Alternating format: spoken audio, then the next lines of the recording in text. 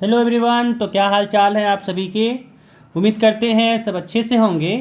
तो आज हम लोग इस वीडियो में पॉलिटेक्निक है ना, पॉलिटेक्निक जो आप लोगों का झारखंड पॉलिटेक्निक है उसके 50 क्वेश्चन जो आपके केमिस्ट्री के पूछे जाते हैं उन्हीं क्वेश्चन को आज हम लोग डिस्कस करेंगे। ठीक है।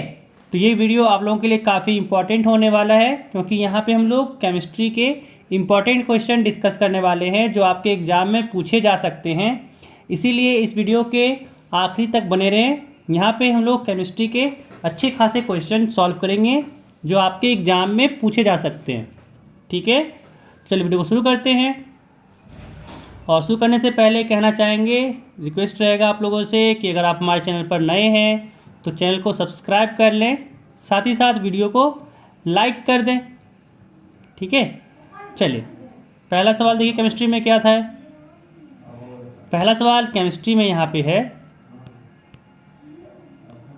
पहला सवाल कि जब लेड नाइट्रेट को गरमाया जाता है तब, है ना, जब लेड नाइट्रेट को गरमाया जाता है तब क्या होता है वो पूछा जा रहा है कि किसका उत्सर्जन पाया जाता है। तो 51 का आपका हो जाएगा ऑप्शन नंबर 1 नाइट, यहाँ पे NO2 का, ठीक है, NO2 का उत्सर्जन पाया जाता है। ऑप्शन नंबर हो जाएगा बी। अगला सवाल देखिए, अगला सवाल यहाँ पे है कि Na2SO4 और उसको हम लोग BaCl2 से रिएक्शन करवाएं तो यहाँ पे बनता है BaSO4 और साथ ही साथ 2NaCl। ठीक है, तो पूछा जा रहा है आपसे कि यह एक यहाँ पे डैश प्रतिक्रिया के लिए एक उदाहरण है ना। पूछा जा रहा है कि ये किसका उदाहरण है, कौन सा अभिक्रिया का ये उदाहरण है, विस्थापन का, दोहरा विस्थापन का, थर्मल अपघटन का या फिर रेडॉक्स अभिक्रिया है। ठीक है, तो देखिए यहाँ पे अगर बात किया जाए तो Na था SO4 के साथ, Ba था Cl2 के साथ, क्या हुआ तो Ba चला गया आपका, यहाँ पे Ba चला गया आपका SO4 के साथ। यहाँ पे देखा जाए तो क्या हुआ, Ba चला गया SO4 के साथ और Cl2 चला गया आपका Na के साथ। इसका मतलब दोहरा विस्थापन हुआ है ना। Ba SO4 के साथ चला गया, Cl Na के पास चला गया, तो दोहरा विस्थापन हुआ, दोनों एक दूसरे को रिप्लेस कर दिया। इसलिए आंसर हो जाएगा आपका ऑप्शन नंबर बी। अगला सवाल देखिए, अगला सवाल यहाँ पे कह रहा है कि चिप्स निर्माता आमतौर पर चिप्स को ऑक्सीडाइज होने से रोकने के लिए बोला डैश गैस के साथ चिप्स के बैग को फ्लश करते हैं, है ना। यहाँ पर जा रहा है कि कौन सा गैस के साथ फ्लश करते हैं, ऑक्सीजन, नाइट्रोजन, हाइड्रोजन या फिर कार्बन डाइऑक्साइड। ठीक है, या फिर कार्बन डाइऑक्साइड। तो याद रखिएगा जो आपका चिप्स का पैकेट रहता है, जितना सारे चिप्स देखते हैं तो उसमें आप लोगों का चिप्स के साथ नाइट्रोजन गैस भरा हुआ रहता है। वो मत आमतौर पर लोग समझते होंगे कि जो गैस रहता है चिप्स में वो नॉर्मल वाला गैस रहता है, बट नहीं। अगर नॉर्मल गैस आपका अगर उसमें ऑक्सीजन वगैरह भी मिल जाएगा तो चिप्स को क्या करता है, ख़राब कर देता है ना। लेकिन चिप्स तो बहुत दिन तक रहता है क्योंकि उसमें नाइट्रोजन गैस डाला जाता है। तो जो आपका खाली पैकेट दिखता है ना उसमें तो जो हवा दिखता है वो हवा रहता है नाइट्रोजन। याद रखिएगा इससे कि जो आपका नाइट्रोजन गैस ही रहता है उसमें चिप्स के पैकेट में, चिप्स पैकेट हो या फिर और सारे जो भी पैकेट रहते हैं उसमें नाइट्रोजन गैस ही भरा जाता है ताकि जो चिप्स है वो ख़राब ना हो या फिर और सारा चीज़ ख़राब ना हो। ठीक है, चलिए अगला सवाल देखिए, कह रहा है चूने के पानी के माध्यम से अतिरिक्त कार्बन डाइऑक्साइड पहुंचाने पर बोला कि डैश प्राप्त होता है ना। यहाँ पे आपको पूछा रहा है कौन सा यहाँ पे बनता है। ठीक है, अब देखिए यहाँ पे हो रहा है CaCO3, CaOH2, CaH2 या CaHCO3 है ना।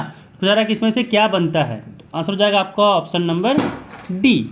ऑप्शन नंबर डी हो जाएगा। चलिए अगला सवाल देखिए, अगला सवाल यहाँ पे कह रहा है कि डैश का घोल बिजली का संचालन नहीं करता है ना। बिजली का संचालन इसमें से कौन सा घोल है जो नहीं करता है वो आपसे पूछा जा रहा है। Sodium hydroxide, calcium hydroxide, glucose या फिर हाइड्रोलिक एसिड। तो इसका आंसर हो जाएगा आपको ऑप्शन नंबर सी, ग्लूकोज, है ना। ग्लूकोज में बिजली का संचालन नहीं होता है। चलिए अगला सवाल देखिए, अगला सवाल यहाँ पे पूछा जा रहा है आपसे कि बहुत पतला HNO3 के साथ मैग्नीज के प्रभाव से यहाँ पे बोला डैश गैस विकसित होता है ना। यहाँ पे 4 ऑप्शन है, H2, N2, O2 या फिर NO2। इसमें से कौन सा गैस विकसित होता है, तो इसमें आंसर हो जाएगा आपका ऑप्शन नंबर ए, H2 गैस। ठीक है, चलिए अगला सवाल देखिए, अगला सवाल यहाँ पे कह रहा है कि प्रतिक्रिया का कर्म, है ना, यहाँ पे पूछा जा रहा है कि कौन सा कर्म सही है प्रतिक्रिया का।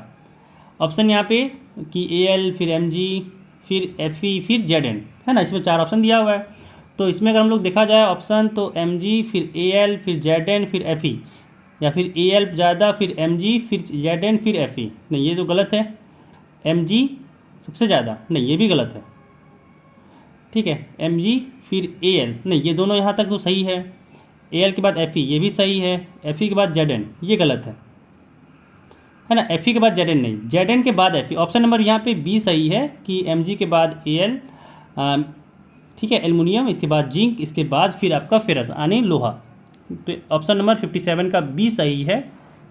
चलिए अगला सवाल देखिए। अगला सवाल कह रहा है कि सिनेबार डैश है, मतलब यहाँ पे ऑप्शन पूछा जा रहा है आपसे कि कौन सा सिनेबार का आपका केमिकल फार्मूला है। ठीक है, तो 58 का आपका हो जाएगा ऑप्शन नंबर 3 HGS। याद रखिएगा HGS होता है वो सिनेबार का केमिकल फार्मूला है। चलिए अगला सवाल देखिए। अगला सवाल आपका पूछा जा रहा है कि सल्फाइड अयस्कों को डैश द्वारा ऑक्साइड्स में परिवर्तित किया जाता है, मेल, कमी, पकाना या भुनने। तो 59 का आपका आंसर हो जाएगा ऑप्शन नंबर डी। ठीक है, भुनने के द्वारा ऑक्साइड्स में परिवर्तित किया जाता है। अगला सवाल देखिए, कह रहा है Fe2O3 जो सॉलिड में है उसमें 2 एल्युमिनियम, है ना, एल्युमिनियम का जो है वो 2 टाइम यहाँ पे सॉलिड मिलाया जा रहा है।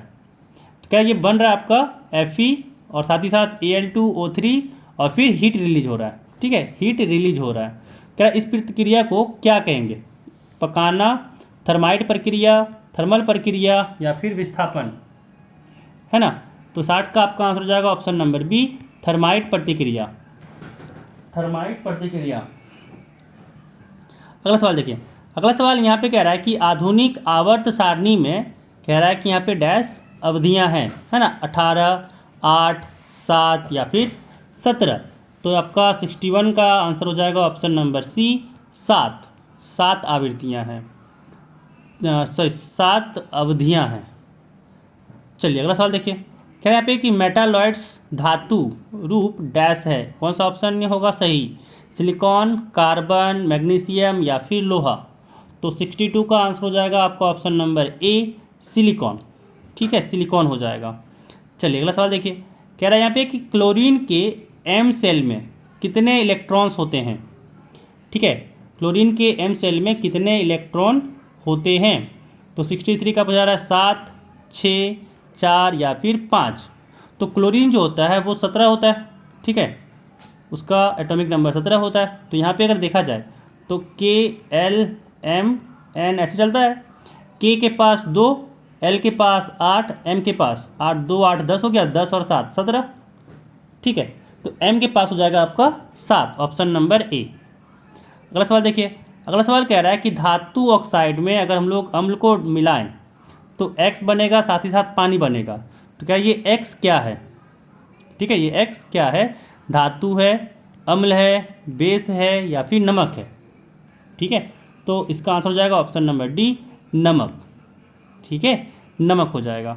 चलिए अगला सवाल देखिए। कह रहा है कि हाइड्रोनियम आयन, ठीक है, हाइड्रोनियम आयन डैश है, इसमें से कौन सा हाइड्रोनियम आयन है? Option number A H+, B H3O+, या फिर OH2+ या फिर OH-। तो 65 का हो जाएगा आपका ऑप्शन नंबर बी, H3O+। ठीक है, H3O+ जो होता है उसको कहते हैं हाइड्रोनियम आयन। चलिए अगला सवाल देखिए। अगला सवाल यहाँ पे है कि डैश, यहाँ पे कह रहा है कि गैस मुक्त होती है जब H2SO4 के साथ जिंक का उपचार किया जाता है। तो बोला जा रहा है कि यहाँ पे कौन सा गैस मुक्त होता है? O2, SO3, H2 या फिर SO2। तो 66 का आपका आंसर हो जाएगा option number C, H2 gas. ठीक है, H2 गैस मुक्त होता है। चलिए अगला सवाल देखिए। अगला सवाल यहाँ पे पूछा जा रहा है कि त्वरित चूना डैश है ना, इसमें से पूछा जा रहा है कौन सा त्वरित चूना है? CaO, CaCl2, CaOH2 या फिर CaHCO3 2। तो 67 का आपका आंसर हो जाएगा ऑप्शन नंबर ए, CaO। ठीक है, चलिए अगला सवाल देखिए। अगला सवाल कह रहा है यहाँ पे कि ढला हुआ चूना धीरे धीरे हवा में CO2 के साथ, फिर बोला यहाँ डैश, यहाँ 4 ऑप्शन दिया हुआ है कि चारों ऑप्शन में से क्या होगा वो फिल करना है। कह रहा है इसकी पतली परत बनाने के लिए प्रतिक्रिया करता है ना। यहाँ पे ऑप्शन 4 दिया हुआ है, CaHCO3 2 या फिर CaO या फिर CaOH2 या फिर CaCO3 कैल्शियम कार्बोनेट, 4 यहाँ पे ऑप्शन है। तो 68 का आपका आंसर हो जाएगा option number D, calcium carbonate. ठीक है, चलिए अगला सवाल देखिए। अगला सवाल कह रहे हैं यहाँ पे कि ऑप्शन डैश, यहाँ पे खाली जगह दिया हुआ है, 4 ऑप्शन दिया हुआ है। कह रहा है श्वसन के दौरान कोशिकाओं में ऑक्सीजन के साथ मिलकर CO2 और पानी का उत्पादन करना है। ठीक है, ऑप्शन है सुक्रोज, फ्रुक्टोज, ग्लूकोज या फिर गलक्टोज। ठीक है, तो 69 का आंसर हो जाएगा आपका ऑप्शन नंबर सी, ग्लूकोज। ठीक है, ग्लूकोज हो जाएगा यहाँ पे आंसर। चलिए अगला सवाल देखिए। अगला सवाल यहाँ पे कह रहा है कि लोहमय गंधक स्फटिक का रंग डैश होता है। यहाँ पे 4 ऑप्शन, नारंगी, हरा, नीला या फिर पीला। तो इसका आंसर हो जाएगा 70 का आंसर हो जाएगा आपका ऑप्शन नंबर बी, हरा रंग का। ठीक है, हरा रंग का होता है। चलिए अगला सवाल देखिए। अगला सवाल यहाँ पे कह रहा है कि डैश प्लास्टर ऑफ पेरिस है ना। प्लास्टर ऑफ पेरिस का आपका यहाँ पे पूछा जा रहा है कौन सा केमिकल फार्मूला होगा। ठीक है, तो 61 का यहाँ पे बोला जा रहा है CaSO4 2H2O या फिर CaSO4H2O या फिर CaSO4 हाफ H2O या फिर CaSO4 1/4 H2O, है ना। तो जानते हैं कि 2H2O वाला केस ये जिप्सम कहलाता है ना, और आधा H2O वाला केस ये कहलाता है आपका plaster of Paris, plaster of Paris. ठीक है, तो यहाँ पर जाएगा ऑप्शन नंबर सी। चलिए अगला सवाल देखिए। अगला सवाल कह रहा है यहाँ पे कि धातुओं को पतली तारों में खींचने की क्षमता को यहाँ बोल रहा है क्या कहा जाता है। 4 ऑप्शन है कि आघात वर्धीनता, लचीलापन, प्रवाहकत्व या फिर मधुर स्पष्ट, है ना। तो 72 का आंसर हो जाएगा ऑप्शन नंबर बी, लचीलापन। ठीक है, बी कहलाएगा आपका लचीलापन 72 का। चलिए अगला सवाल देखिए। अगला सवाल यहाँ पे कह रहा है, यहाँ पे 72 में 73 कह रहा है कि डैश यहाँ पे अत्यंत आघात वर्धनीय धातु है। ठीक है, ऑप्शन नंबर यहाँ पे दिया हुआ है AU, AL, Fe या फिर Zn। ठीक है, तो 73 का आपका हो जाएगा ऑप्शन नंबर ए, ऑप्शन नंबर ए आपका AU। ठीक है, सोना, गोल्ड जिसको कहते हैं, ये आपका अत्यंत आघात वर्धनीय धातु है। ठीक है, चलिए अगला सवाल देखिए। अगला सवाल यहाँ पे कह रहा है कि डैश पूरा यहाँ पे ऑप्शन 4 दिया हुआ है, कह रहा है गैर धातु है लेकिन चमकदार है। ठीक है, इसमें से कौन सा गैर धातु है लेकिन चमकदार है। तो 74 का आपका ऑप्शन दिया हुआ है कार्बन, क्लोरीन, ब्रोमीन या फिर आयोडीन। तो ऑप्शन हो जाएगा ऑप्शन नंबर डी, आयोडीन। ठीक है, आयोडीन जो होता है वो गैर धातु होता है लेकिन चमकदार भी होता है। चलिए अगला सवाल देखिए। अगला सवाल यहाँ पे कह रहा है कि डैश ठंडे पानी के साथ प्रतिक्रिया नहीं करता है। सोडियम, कैल्शियम, मैग्नीशियम या फिर पोटेशियम। तो यहाँ पे कह रहा है चारों में से कौन सा ऐसा है जो ठंडे पानी के साथ प्रतिक्रिया नहीं करता है। तो ऑप्शन हो जाएगा यहाँ पे सी, मैग्नीशियम। ठीक है, मैग्नीशियम जो होता है वो ठंडे पानी के साथ प्रतिक्रिया नहीं करता है। ठीक है, यहाँ पे हम लोग 25 क्वेश्चन किए, बाकी के 25 क्वेश्चन नेक्स्ट वीडियो में करेंगे। इस वीडियो में बस इतना ही।